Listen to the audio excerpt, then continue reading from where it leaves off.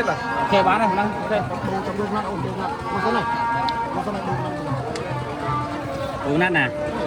ồ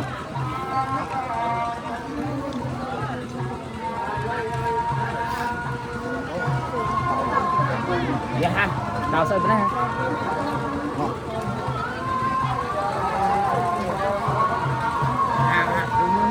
đúng rồi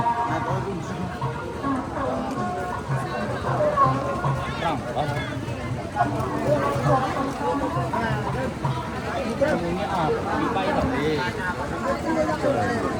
chơi đi một ngày thế ạ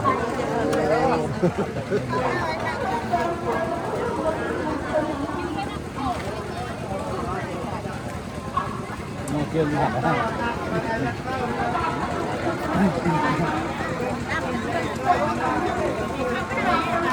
chúng ta đặt ở đây này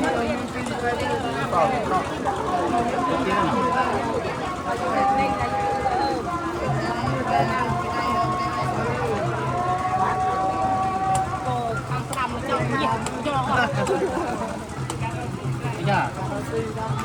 định mình tiền đây xong